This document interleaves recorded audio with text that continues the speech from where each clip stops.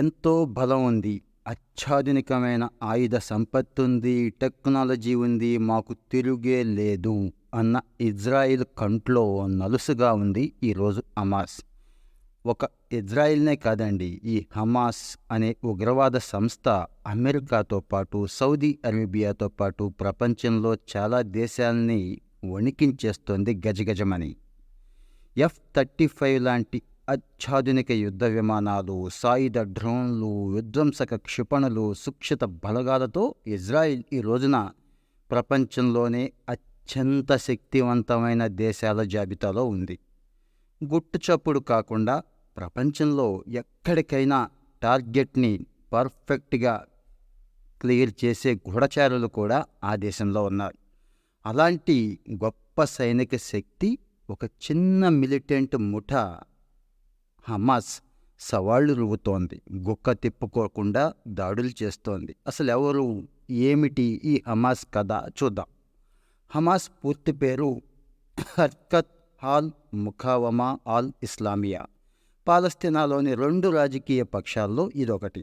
1987లో west bank, Gaza, తూర్పు జెరూసలంలో Israel ఆక్రమణకు వ్యతిరేకంగా పాలస్తీనా ప్రాంతాల్లో మొదటి ఇంతిఫాదా అంటాం దీన్ని. ఇదే తిరుగుబాటు అనొచ్చు. ఈ ఉద్యమం జరిగింది. ఈ టైంలోనే హమాస్ ఏర్పాటైంది. షేక్ అహ్మద్ యాసిన్ దీన్ని స్టార్ట్ చేశాడు. ఇది ముస్లిం బ్రదర్హుడ్ సంస్థకు రాజకీయ అనుబంధ విభాగంగా అప్పట్లో ఉండేది.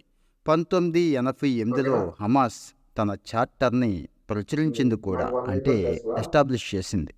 ఇజ్రాయిల్ నాశనం చెయ్యాలని, ఒకప్పటి పాలస్తీనాను తిరిగి మళ్ళీ ఏర్పాటు చేయాలని, ఇస్లామిక్ సమాజాన్ని ఏర్పాటు చేయటం లక్ష్యంగా పెట్టుకున్నాం అని చెప్పి ఆ చార్టర్లో హమాస్ మెన్షన్ చేసింది.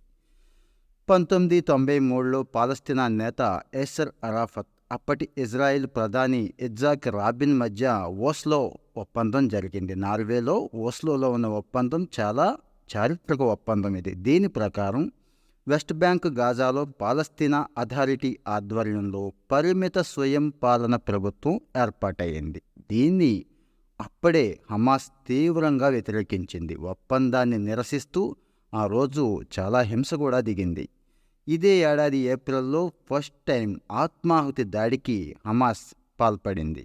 అది మొదలు అనేక దాడులకు దిగింది. ఇదో విదేశీ ఉగ్రవాద సంస్థ అంటూ అమెరికా, బ్రిటన్ దేశాలు కూడా ప్రకటించేశాయి. గాజాలో హమాస్ చాలా బలంగా ఉంది. 2006 నుంచి ఈ ప్రాంతంలో ఇది పరిపాలన కొనసాగిస్తోంది స్వయంగా. 2000 సంవత్సరంలో 2వ ఇంతిఫాదాకు హమాస్ నాయకత్వం వహించింది. దీని కింద భారీగా ఉగ్రవాదానికి పాల్పడింది. దాడులు చేస్తూనే ఉంది. ఇందులో వందల సంఖ్యలో ఇజ్రాయెల్ వాసులు బలైపోయారు. 2006లో ఇజ్రాయెల్ సైనికుడు గిలాద్ షాలిత్ను హమాస్ అపహరించేసింది. 5 ఏళ్ల తర్వాత 1000 మందికి పైగా పాలస్తీనా ఖైదీలను ఇజ్రాయెల్ విడుదల చేస్తే కానీ హమాస్ ఆ సైనికుణ్ణి విడుదల చేయలేదు. అసలు హమాస్ను నడిపిస్తున్నది ఎవరు? దీని వెనకాలుంది, ఇక్కడ నాయకులున్నది ఎవరు అంటే, హమాస్లో రాజకీయ, సైనిక, ఇతర సామాజిక విధులు నిర్వర్తించడానికి వేరువేరుగా పార్ట్స్ ఉన్నాయండి, అంటే యంత్రాంగాలు ఉన్నాయి. విధానపరమైన నిర్ణయాలన్నీ పాలిట్ బ్యూరో తీసుకుంటుంది. ఇందులో సభ్యులంతా ప్రవాసంలో ఉంటారు, అంటే ఎవరు కూడా లోకల్గా ఉండరు.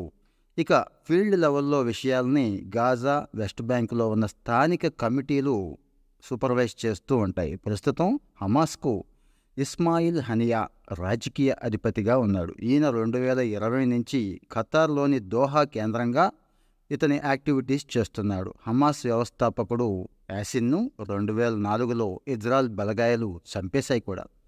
ఇక వీళ్ళకి డబ్బు ఎలా వస్తుంది, ఎన్ని కార్యక్రమాలు చేయటానికంటారా? పాలస్తీనా ప్రవాసులు ఉన్నారండి చాలామంది, అనేక దేశాల్లో ఉన్నారు. వీరు పంపిస్తూ ఉంటారు. అలాగే పర్షియన్ గల్ఫ్లోని ప్రైవేటు దాతలు ఎక్కువగా, అంటే ముస్లిం సమాజంలో కాస్త డబ్బు ఎక్కువ ఉన్న వాళ్ళు ఎక్కువగా హమాస్కి ఫండ్స్ ఇస్తూ ఉంటారు. పశ్చిమ దేశాల్లో ఇస్లామిక్ దాతృత్వ సంస్థల నుంచి కూడా కొంత సాయం వస్తూ ఉంటుంది. ముఖ్యంగా టర్కీ నుంచి ఫండ్స్ బాగా వస్తాయని చెప్తారు. ఇక ఇరాన్ ప్రస్తుతం అయితే ఏటా $10 కోట్ల హమాస్కి నేరుగా అందిస్తుంది. అంతేకాదు మంచి మంచి ఆయుధాలను కూడా అందిస్తోంది, మోరల్ సపోర్ట్ ఇస్తోంది.